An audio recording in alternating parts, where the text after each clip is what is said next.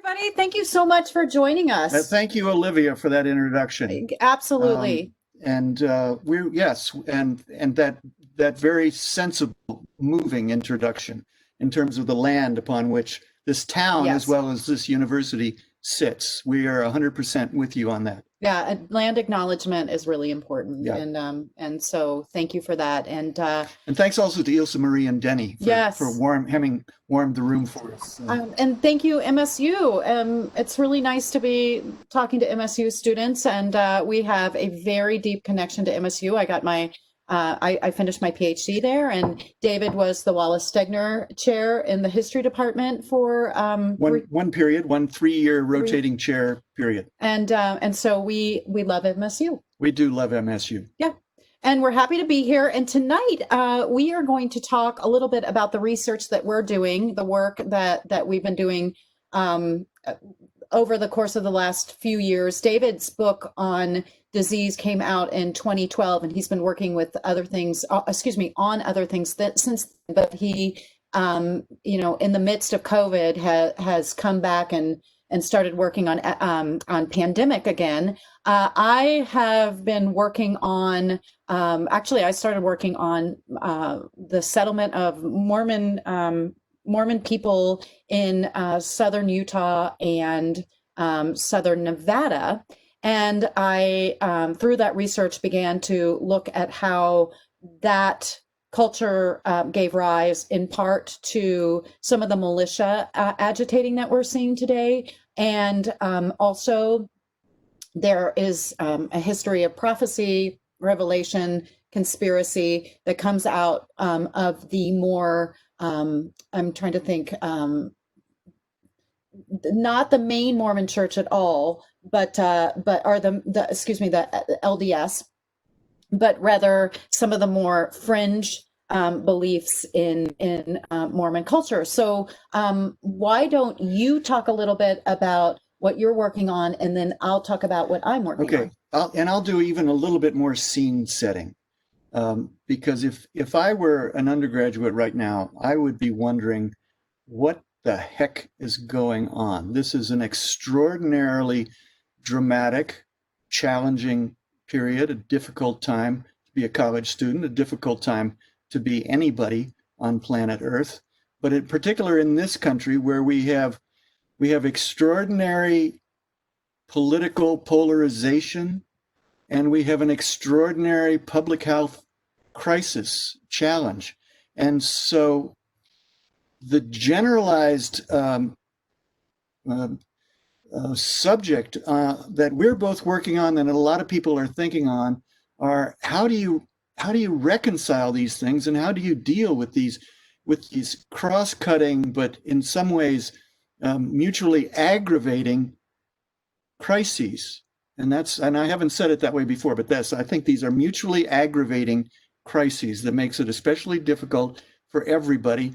And they have some areas of overlap, which we'll talk about, and they have some areas where they just come from two different parts of the universe and come crashing together on planet Earth in 2019, 2020. Not literally other parts of the universe, but other parts of the political, social, historical, biological spectrum on planet Earth.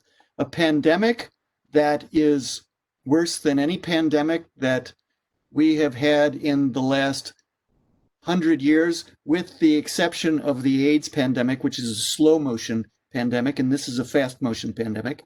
And in 1918, there was a fast motion pandemic, the so-called 1918 influenza. But this is really unprecedented. So people are stressed. They're coming up on an American election, and there are elections happening in other parts of the world. There are other countries where there are shutdowns of economies. There are shutdowns of schools. There are mandatory constraints on some civil liberties, and there are political ramifications of that. And part of what's at the center of this is a deep tension between, particularly in this country, between public health and individual liberties. And that's what That's what Tony Fauci, Dr. Anthony Fauci, is dealing with every day. That's what Betsy is dealing with. That's to some extent what I'm dealing with. And all the people who are trying to cope with this outbreak in this country in particular, this tension between individual liberties, including the more extreme construals of individual liberties, and public health. Okay. Okay. Yeah, that's a good overview. So I will talk a little bit about what I've been researching. When I was doing my dissertation, I was looking primarily at land use wars. So I looked at the Sagebrush Rebellion. I was looking at the more modern incidences of the takeover at Malheur National Wildlife Refuge. You might want to tell these students what the Sagebrush Rebellion is. Okay. Okay. All right.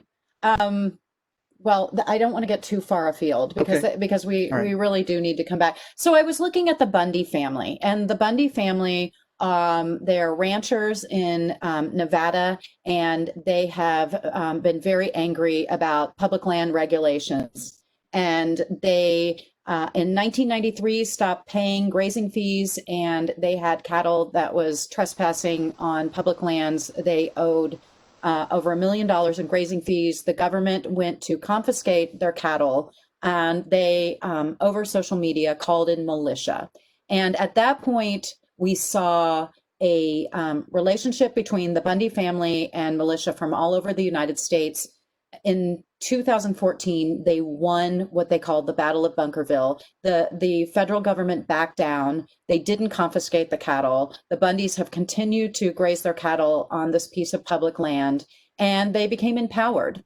And Ammon Bundy, who is one of the sons in the Bundy family, led a group of militia in 2016 to Oregon at the Malheur Wildlife Refuge. And they took over the refuge for 5 weeks. Again, they were successful in keeping the government at bay. They were not. They were acquitted in Oregon for this armed takeover. The case was that it was not acquitted. It was a mistrial in Nevada. And as a result of this, these two actions on federal land, the Bundy family has, in essence, empowered the militia.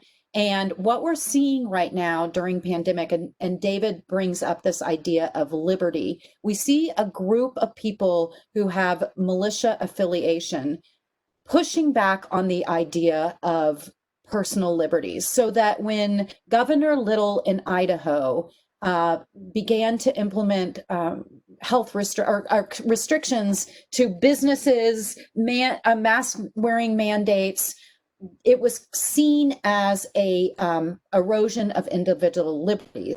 And David brings up this idea that we in the United States have such a love of liberty that it becomes more important than taking care of the greater good. And we see militia action happening around this idea of the government controlling us because they're asking us to take care of our communities. So we're being asked to wear masks. We're being asked to limit the number of people who are in restaurants. At the beginning it was, don't go see your barber. And so there were people who saw that as a complete affront to liberties. And the militia got behind that. We see Ammon Bundy in particular get behind that. He's started a militia group called People's Rights that are actually, now that we have chapters in Montana as well. So we have this pushback, and we'll get into this a little bit more. When pandemic happened, we had such a variety of different messages about it. It was a hoax, or it was a way to control people. There were way more people who were being, sort of accounted for mortalities that had COVID than actually had COVID. I mean, these were this was the misinformation. And so there was so much mistrust regarding information coming out about COVID, that we had a group of people who took it upon themselves to start pushing back on government officials, and they were showing up with long guns. They were saying that we were trying to be, or that the government was trying to control us. And most recently, because of this agitating, this misinformation, this mistrust, and this militia response, we saw a plot to kidnap the governor of Michigan. And so it's really gotten out of hand, and it comes from, as I said, mistrust and misinformation.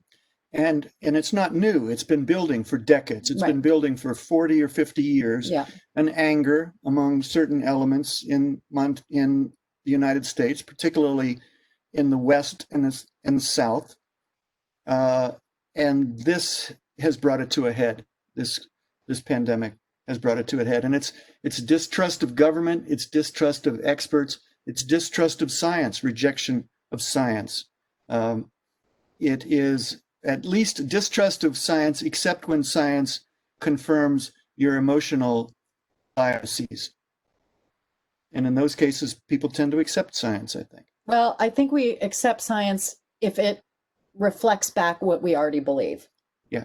Okay. That's close to what I said. Yeah, of course. Yeah. So there it is. And there is also, I think, there is a great hunger in people to believe things that are dramatic rather than things that are boring but true. Particularly people, if they feel disempowered, if they're economically disempowered, if they're disempowered in any way, educationally disempowered, there is a desire to embrace conspiracy theories, embrace all kinds of nutcase theories, because they're more exciting and they're more dramatic than reality. And that also is not new. I wrote essays about that 20 years ago, and talking about the people who wanted to believe that when the early telescopes began being pointed at Mars, there were people who thought that they saw canals on Mars. There was a famous astronomer in Boston called Percival Lowell, who was a wealthy man, and he had some of the best telescopes, and he started looking at Mars, and he said, I see canals, there's civilization on Mars. And other people started looking at Mars saying, oh, we see the canals too, there's civilization on Mars. And then the telescopes got one notch better, and people realized, no, there are no rectilinear canals on Mars, but there was a great eagerness to believe that because it was more dramatic.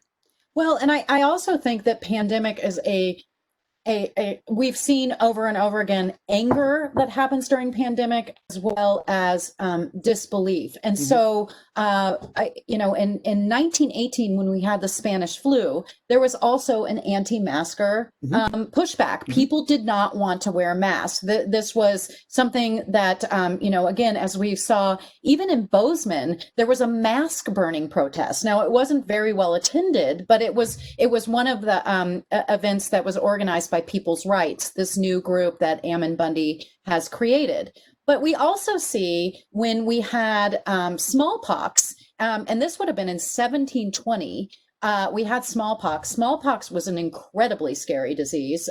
More people died of smallpox than are dying of COVID. And we had Cotton Mather, who was a reverend who was convinced that inoculations would work. And he had heard about the inoculation process called variolation from Onesimus, who was a former slave, who had seen in his village that if you scraped the arm of a person and you added some pus, that could possibly allow the person to have a much milder case of smallpox. Pus from a smallpox. Pus from a pustule. A much milder case of smallpox, and that they would be able to come out of it inoculated. And so controversial was this idea of inoculation that somebody actually threw a bomb into his apartment. So this anger, this response, and we're seeing this particular moment bringing out the anti-vaxxers, which are also a part of these conspiracy theorists. I mean, the idea that Bill Gates is trying to implant you with something in, as he moves towards a vaccination. So disease is a very scary thing for humans to consider. It makes you feel vulnerable. I mean, if you look at this idea of American exceptionalism, and it's something that I cover quite a bit about in American Zion, which is this book became it was my dissertation, and then it became a book. So it's about conspiracy theory, it's about militia agitating, it's about public land wars. But in any case, when you look at disease, I think that we as Americans thought we were going to be able to weather the storm. Maybe it's happening in Asia, but it can't happen here. And what we're seeing is it's happening here in the United States more dramatically than any other country in the world. And we're the ones who are supposed to be the most medically advanced. We're the ones who are supposed to be, again, somehow immune to these things because we're Americans. And it's a very interesting question why that is so. Why the United States accounts for what, 20% of all the COVID deaths in the world right now? And historians and disease scientists will be asking and trying to answer that question for years to come, I'm sure. Why has America failed so utterly to protect its people from this pandemic? Yeah. I thought maybe I would talk a little bit about the origins of SARS-CoV-2, the origins of this virus. Please. And I'll talk about two things. I'll talk about what conspiracy theory wants to believe about the origins, and I'll talk about what science believes about the origins. Okay, a little bit on that. Okay, so in December, word started coming out that there was a cluster of abnormal pneumonia cases in Wuhan, China. Nobody knew what was causing it. And then they found virus associated with these cases. And they sequenced the genome of the virus and released that to the world on January 11th. A team of Chinese scientists with one British partner released the genome, and the word coronavirus was spoken. It was identified as a coronavirus, meaning it belongs to a particular family of viruses, the coronaviruses. Coronaviruses are viruses that have RNA, the molecule RNA, as their genetic material, as distinct from the famous double helix DNA. What's different about an RNA virus? Well, it mutates much more quickly. When it copies itself, it makes more mistakes, so it changes, so it adapts more quickly. RNA viruses are famous for their ability to adapt to new circumstances and new hosts. And when I published Spillover back in 2012, I published the warnings of a number of scientists, and one of the things they were saying is that beware of single-stranded RNA viruses such as the coronaviruses, 2012. And I was only repeating what the scientists were saying, beware of coronaviruses. So January, we know it's a coronavirus. That means it could be very dangerous.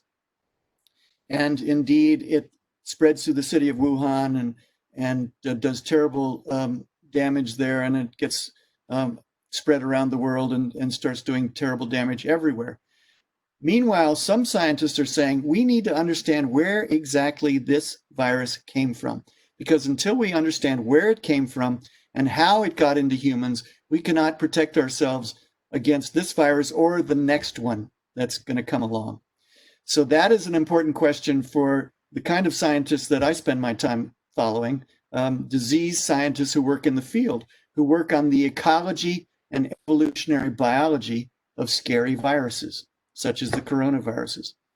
So soon after that, a Chinese scientist named Zhengli Shi, a 50-ish woman who was working at the Wuhan Institute of Virology, and her group announced that they had discovered a virus 7 years earlier, a coronavirus, that was a rather close match to this virus, 96% similar across its genome, which is not to say the same virus, but similar, a close relative of this virus. Where had they found it? They had found it in bats, where in a mine shaft in the province of Yunnan, southern China. And they had published a warning about this 7 years earlier. They had warned the world, we found this virus in bats. It could be dangerous to humans. People should be aware. And they found some other coronaviruses. We now know that there are more than 700 coronaviruses in bats in southern China with the potential to infect humans. This is not unique, more than 700 of them. And there are thousands of coronaviruses in mammals around the world. So this is something that happens. What happens? Well, a human comes in contact with one of these wild animals, for instance, a bat carrying a virus, and the virus doesn't leap to the human. The virus has no intentionality. The virus has no goals and no desires. The virus just replicates where it can, but if it gets the opportunity to infect a human and can replicate in the cells of a human, then it will do that. And if it can replicate so well that it can transmit to another human, it will do that. That's following the basic imperatives of Charles Darwin.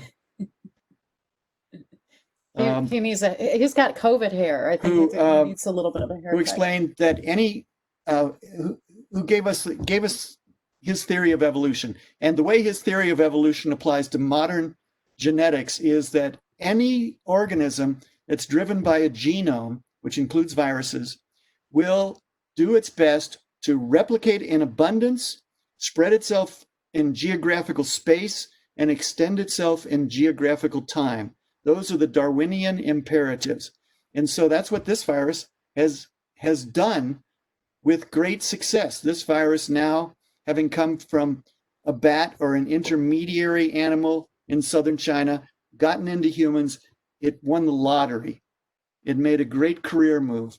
It now infects a species of which there are 8 billion on this planet, scattered all around the world, and it is now one of the more successful viruses on the planet. So I'm going to talk a little bit about where I came into this in terms of pandemic and militia, and then we can talk about conspiracy theories. Mm-hmm. So I had been studying the Bundy family for years, and when the pandemic hit, and I saw that there were so many sort of there were states that were having, because we didn't have a good federal response, the states were having to come up with their own plan to protect people. And one of the first places that was hit was Idaho. Idaho had, of course, New York and Washington, and we know that as well. But Idaho was hit early because of Sun Valley, and Sun Valley had tourists coming in from Seattle, and they got hit very hard with COVID. The Republican governor of Idaho is a man named Brad Little, and he implemented some pretty heavy restrictions on Idaho from the get-go. And really, he wanted to protect his state because the hospital in Sun Valley was unbelievably overwhelmed, and it really startled people. And I should say that there is a head of the militia of the 3%ers who lives outside of Sun Valley, I think in Stanley or Haley, and I can't remember which place, but he even said, this is real. This is something that we need to pay attention to. And so he was very much in favor of protecting the community. Now, Ammon Bundy, who as I said, I'd been researching their family for years as a group of people who were anti-government and who were affiliated with the militia. And I called Ammon and I asked him what he felt about these restrictions, because I knew this was something that he would feel was pushing against his liberties. And he, at the time, he has a lot of supporters who believe in the QAnon conspiracy theory, which, if you all aren't familiar with it, it's a belief that there is a deep state and that there is a hero named Q being named for a level of security in the CIA, Q being the highest level of security, Anon being anonymous. This is a person who's supposed to be saving the world from an evil, a deep state cabal of pedophiles who and cannibals. Cannibals who sort of are involved in bloodbaths for celebrities who want to keep young. So it's part of Pizzagate. It's the thing that got this guy to go to a pizza joint in Washington, D.C. because he thought Hillary Clinton was keeping children in the basement. It's absolutely wild. And in any case, Ammon told me, no, I don't believe in QAnon, but I don't believe that COVID is a hoax. But I do believe that the numbers are inflated. I don't think it's as dangerous as they say it is. And I am very afraid that during pandemic, the government is going to try to consolidate power. And at that point, I said to myself, I kind of am worried about that too, because that was right after Bill Barr went to Congress to ask if they could arrest people indefinitely without habeas corpus. And that really alarmed me. That was in Rolling Stone magazine this spring. And I thought, gosh, under the fog of COVID, is this administration going to try to consolidate power? Ammon had a very different concern. He was worried that they were going to start with masks and keeping people inside.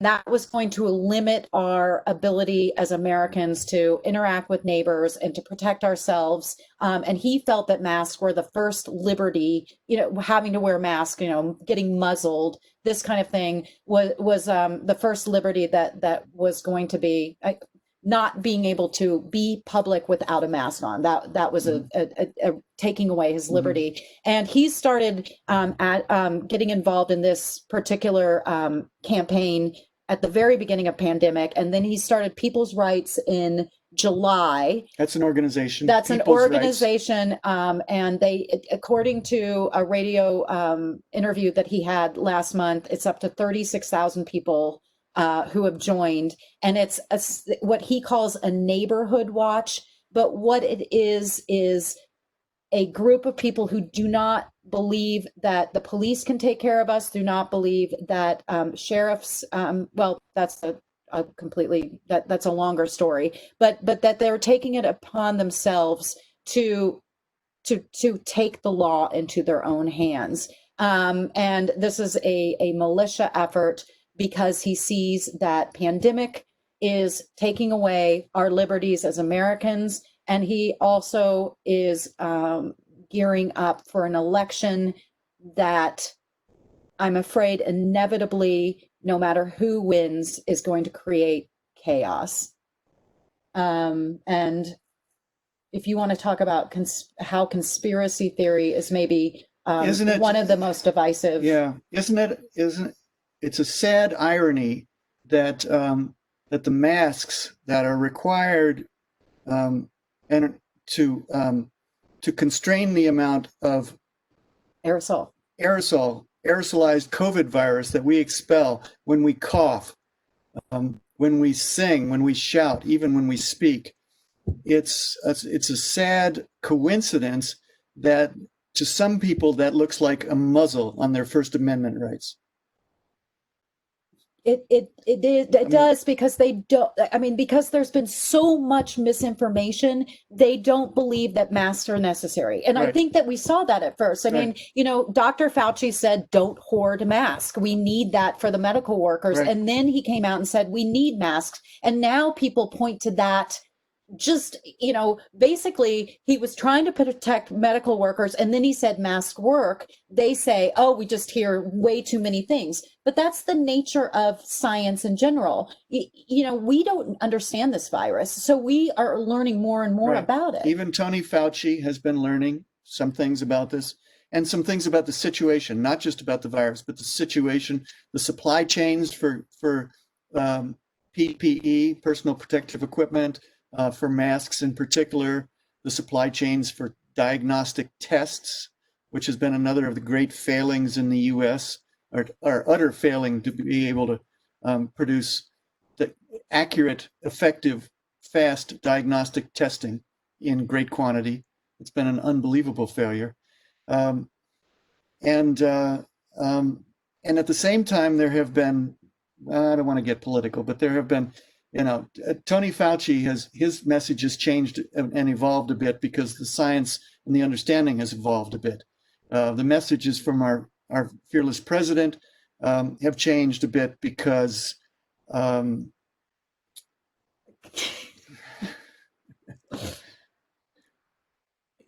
they've changed. Because they've changed. Because his mind changes. What was I going to talk about? A little bit more about conspiracy theory. And maybe being created in a lab, because conspiracy theory as applied to the stories of the origins of this virus. Right. So there are stories that have come out on the internet about the origins of this virus. Oh, it was engineered in a laboratory by the Chinese in Wuhan to attack the United States, to attack the world. Oh, no, it was engineered by a laboratory controlled by the CIA and taken to China in 2019 by people participating in the World Military Games. No, it was accidentally leaked from a lab at the Wuhan Institute of Virology. So there are these stories, and they're flying up on different websites around the internet, and some of them are propounded by by reports that look like formal scientific reports. They're nicely typed. They might even have scientific type frontispieces and mastheads and things like that. But they are not scientific articles. They are not peer-reviewed scientific journal articles. They are just reports that someone writes and puts up there. And at their cheesier form, they are simply stories told, rumors propounded on websites. But we have a problem. We have a problem that there are many more people who know how to turn on a computer and to surf the web than know how to critically examine evidence, to judge a story or an assertion on the basis of the source and the evidence. We have this terrible lack of capacity for critical thinking. I heard a story. Oh, I heard an amazing story. The coronavirus was brought to the U.S. by specially trained ducks sent over from North Korea. And they brought the coronavirus, and they landed in Minnesota. And then from Minnesota, it was spread to the rest of the world, rest of the country by golfers who picked it up from geese on golf courses. It's an amazing story. Sure, it is an amazing story. It's more interesting. I like it better than the real story too. But there is no evidence for it. Where did you hear this story? Where did you read this story? What are the supporting data for this story? I don't know. It's a story. It's all fake news. It's all the same. It's just my facts versus your facts. Well, that's a serious problem. I actually have a response. I want to say that I'm now reading. Did I just launch a new theory? Well, hold on, because I'm reading some of the comments and they are hilarious. The fact that one of the things that I mentioned is that, yes, there are anti-mask people who've called it a muzzle, and somebody in the chat said, "Is that because we bite each other?"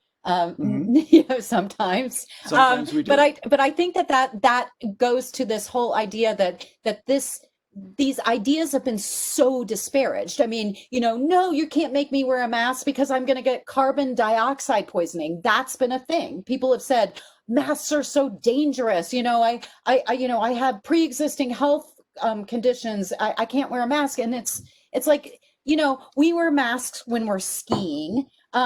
We have surgeons who wear masks for hours. We have first responders who wear masks. We have firemen and women who wear masks. The Lone Ranger wears a mask. Well, but my point is that, you're talking about these stories and the fact, oh my gosh, I read the story. But what we've seen during pandemic, which is different than what we have seen in the past, is we had the world shut down. All right. Mm-hmm. So in March, everything shut down. Everybody was sheltered in place. I mean, it really, all of us were, and we didn't know what it was, and we were trying to make sense of it.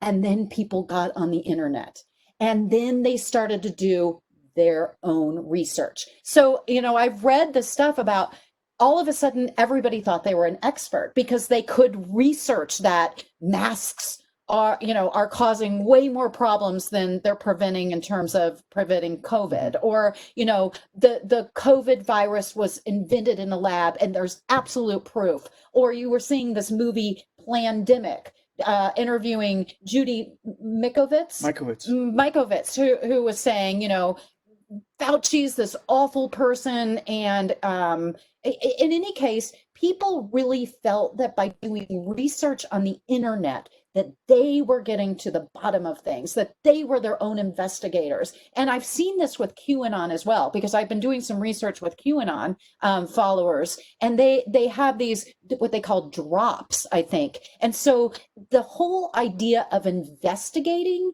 while you're sheltering in place was tremendously empowering, that you were actually able to be a detective when you had to be indoors. I mean, imagine that. There are, I mean, it was unbelievably empowering at a time when people felt so disempowered and they had tons of time on their hands. Yeah, that's true. You can imagine. Aha!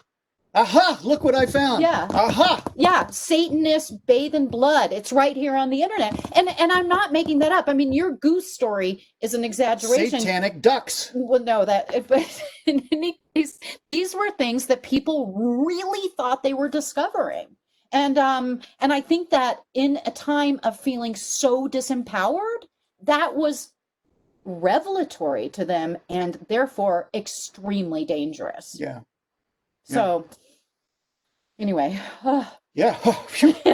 Phew. Oh, here.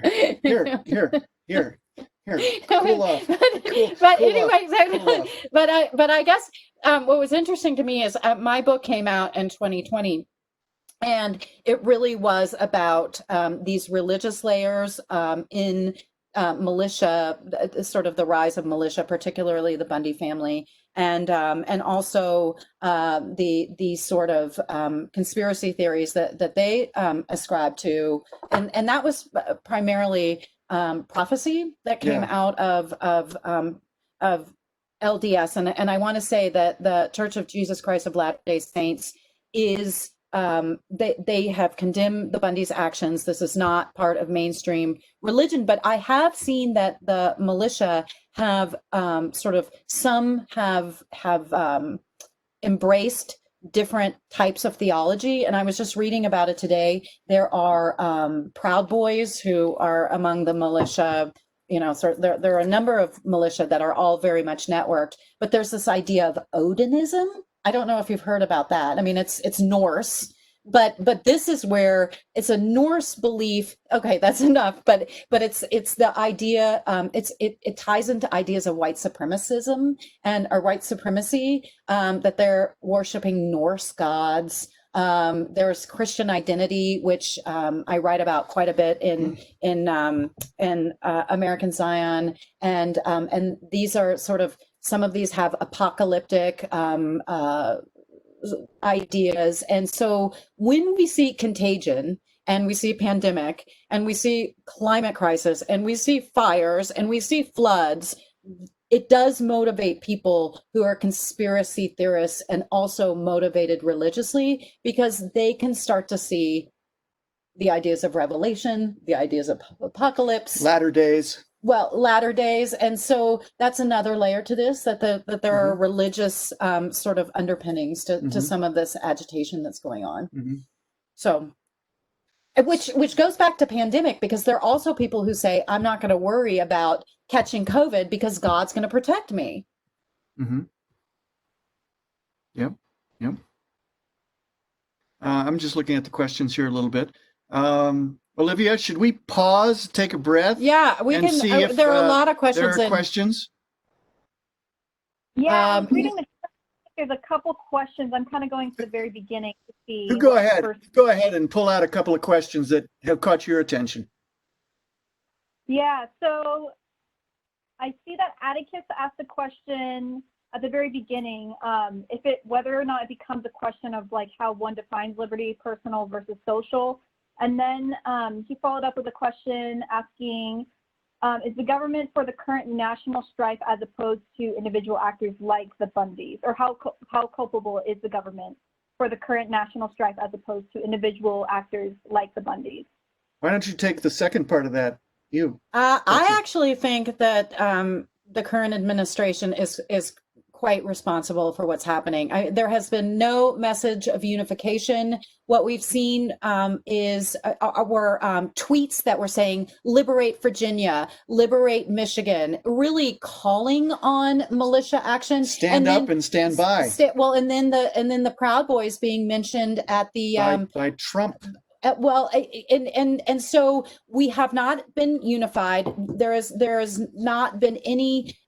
This is what bums me out so much, is that we as Americans have all dealt with pandemic. We've had to stay inside. This has been really hard. And if we had leadership that said, let's work together and take care of each other and we're all in this together, I really feel like this would have been one of the most unifying moments in our history. And that crushes me, that we had leadership that made this the most divisive issue that we've seen in I don't even know how long. Yeah. And it was just misinformation. It was finger pointing. It was blaming the governor of Michigan, a woman who was very much devoted to taking care of her constituents, and he said, liberate the state. And as a result, we've seen a kidnapping attempt that could have gotten her killed. Yeah. And so the Bundys are agitating and they're a part of this moment, but this is on leadership. Yeah. I totally agree. Look at New Zealand. Yes, that's a very good. New Zealand. Yeah, absolutely. She has just been reelected. A strong mandate from her country for having dealt with this so well. Yes. And I'm sorry, I just saw that crop up or sort of come up in the Prime Minister of New Zealand is what we're talking about. Yeah, of course. But that was in the chat, so I was just referring to that. And I should be able to say her name, but I can't. I can't remember it. But I love Olivia, her. what else? So I just saw this question by Jessica, who's asking, is it common to have disunity during a pandemic? Is it common to have disunity? Yeah, I think so. I think history tells us that that it's not unusual to have disunity, but it's also not unusual to have great waves of altruism in plague, in times of plague and pandemic. And the history of the plagues, the bubonic plagues during the 14th century in Europe, the plagues in ancient Rome and Greece, the plague that's recorded in Thucydides in, I think, the 5th century BC.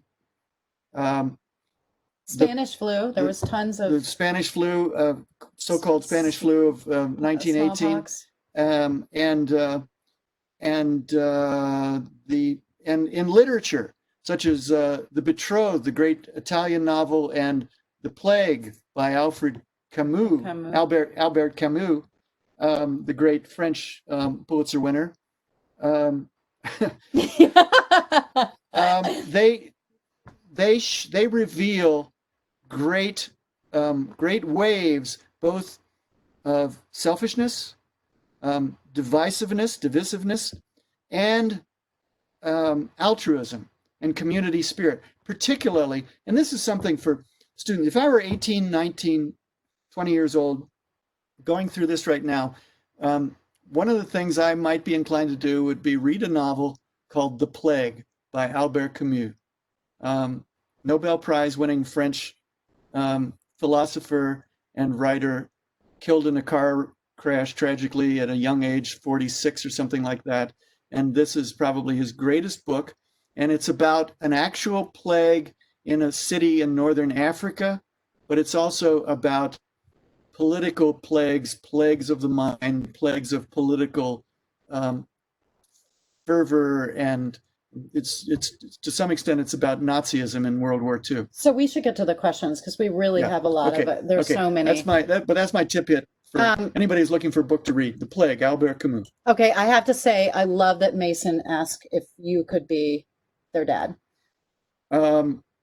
Mason, I think the answer is the odds are probably not. Yeah, but it's adorable. It is. I appreciate it, Mason. Thank you very much. That's really flattering. Okay, let's see. Okay. That's a nice question. Thank you for answering your question.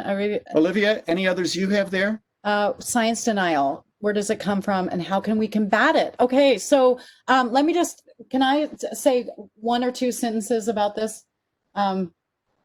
Okay, so there's Charles Darwin. I just signed, my next book is going to be on science and anti-science, and this is the question that I'm very, very interested in, because I feel like the proliferation of anti-science is really one of the biggest problems we're facing right now, because, if we're fighting about wearing masks, that means that there's a lot of anti-science out there and there's a lot of misinformation. And David's talking about Darwin. I'm going to go back and talk about this whole idea that, there are people who still don't believe in evolution. Why is that? Why is science so controversial? And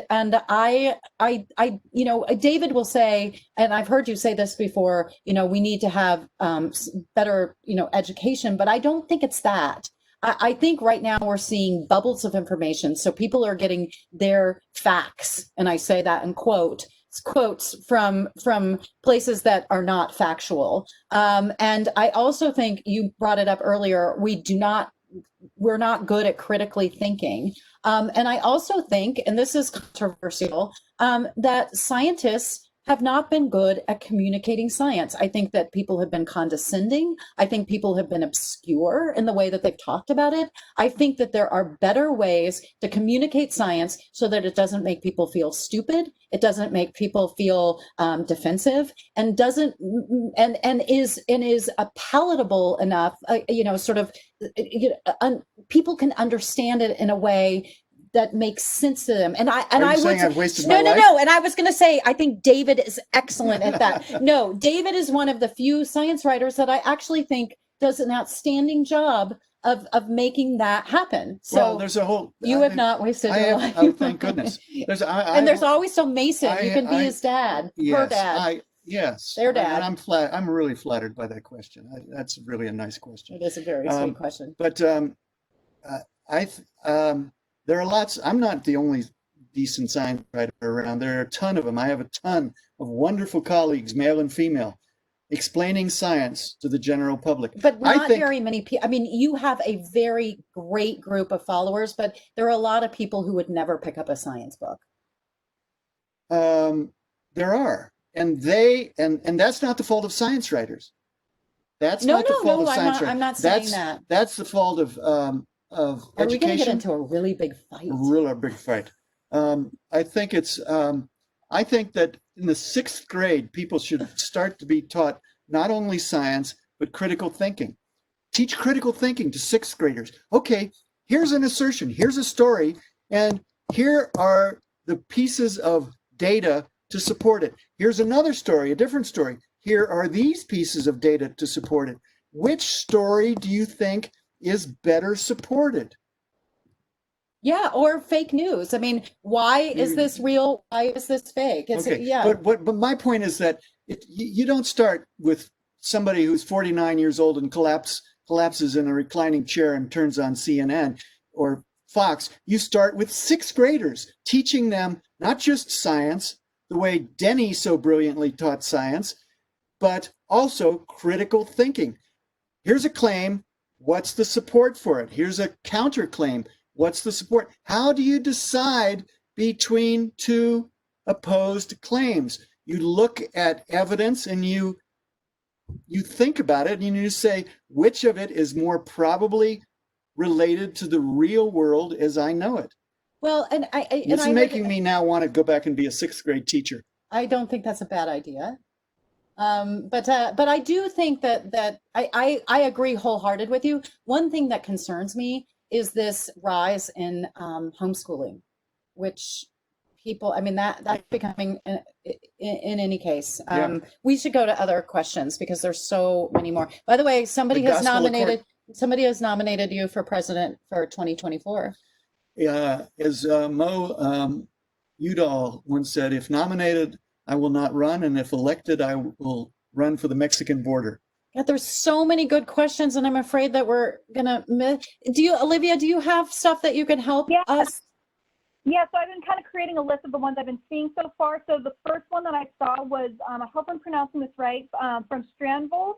He asked, how can educated individuals continue to inform the masses of the danger of this virus when the masses keep alluding to the fact that the survival rate from this virus is over 99%, using this as evidence to fully reopen the country?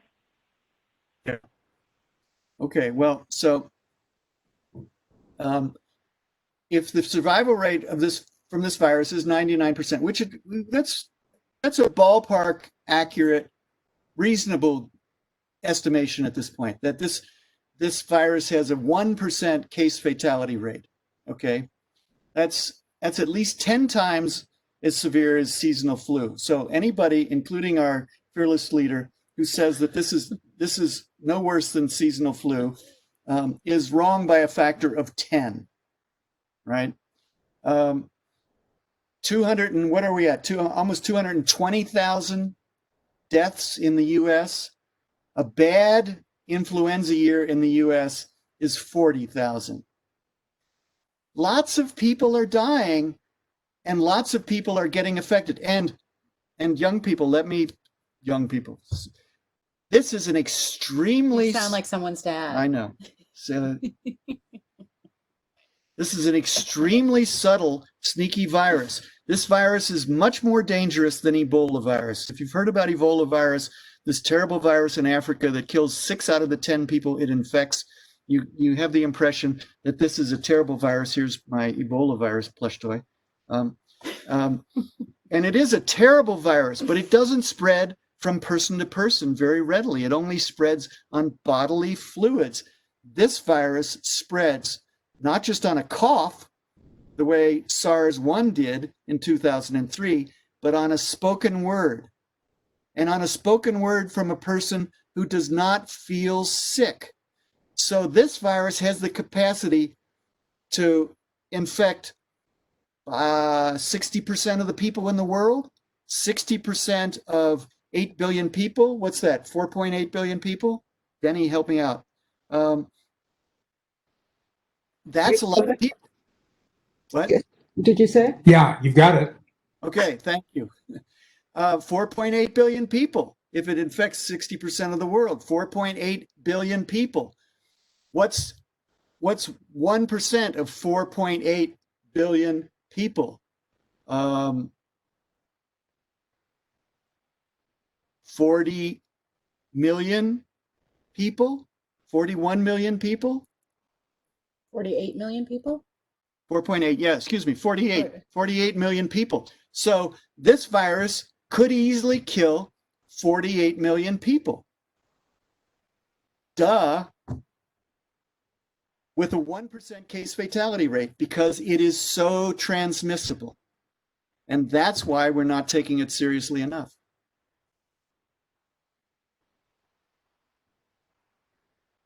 Okay. So another question, I think we have time for one more. Yeah, and right? I'm just saying that there are some of you that have to jump off because you have another class that you're going to. I just want to thank you for joining us. This has been really great. We really appreciate you having us. Yeah, we're very, very honored to have this chance to chatter at you all. Not just to chatter, but to tell you things that we deeply believe and that we've taken a lot of effort to try and understand. Yeah, thank you. And yeah, we'll take a few more questions for sure. If there's time, sure. Yeah, we're not going anywhere. Where are we going? Going out to a big party. We're not going out. We're not going out to like a bar. What's for dinner? Yeah. No, I have to think about that. Maybe leftovers. Yeah. That was, no, we ate those last night. Oh, okay. We'll figure something out. Let's order a pizza. Can we order a pizza? We can order a pizza. That Okay. sounds good. Anyway, any last questions? Listen, you all, yeah, this is a tough time. We wish you the best. Really. Stay strong. We will get through this. We will all get through this. We'll get through this. It may take a little time, but keep heart. And take care of each other. Take care of each Because other. everybody's really fragile right now. And it is really hard. I mean, gosh, you were talking about, 18, 19, 20. That's when you want to go out and hang out with your friends and be together and be doing adventures and drinking beer and having fun. And and having romantic relationships. And I was in the basement reading Proust. see, but that's the difference between you and me. It's really a hard time. I know. But we're hugely sympathetic. It's just not easy. And, we're glad to have you guys here. Betsy and David, thank you so much. I can just tell from the students' reaction how much they've just loved it. Thank you. Olivia, over to you. Wow. Ilsa, Denny, Olivia, all you students, thank you. Adelaide, Aiden, Alea, And Alex, all of you. What if we'll do it again? Yes. They didn't ask us to do it again. We're volunteering And Ashley, and the other Ashley, and Atticus, and Bailey, and Benjamin, Brian, Casey. Kaylin, Kalik, Caleb, Callie, Carol. Honey. Thank you all for being with us. Yeah. Take care, everybody. Stay safe. Thank you so Bye-bye. much. We really appreciate you guys taking the time to share your perspectives with us. And also thank you, Dean Lee, for joining us as well. It was great to see Loved every you. moment. Loved every moment. And Thank do you mind before you jump off? We're just going to look at the chat. I mean, there were so many nice comments that I just want to make sure that we see, because there were enough with the stuffed animals. It's honey. I know. Who can identify this animal? This was, Who can identify this animal? And This then- plush animal. What is it? no, Tasmanian devil. Who said that? Did Olivia get that? Yes, it is. Okay. Oh my gosh, this is your comments are so cute. We love them so much. Yay! There was a lot of good discussions. I'm kind of sad we didn't get to go or answer all of them, but it's just like it's awesome to see the chat, how interactive. It's really Great. It was so fun. Oh my god, these Wade Will Zane Zozo. Yay! Yes, you can come for pizza. Oh my gosh, this was Okay. great. You guys, thank you. Oh, I do want to do it again. Well, Okay, but what? We'll Okay. do it. say goodnight, Gracie. See, they wouldn't get that. That really shows how old we are. Good night, Gracie. Okay. Goodbye. Bye, everyone.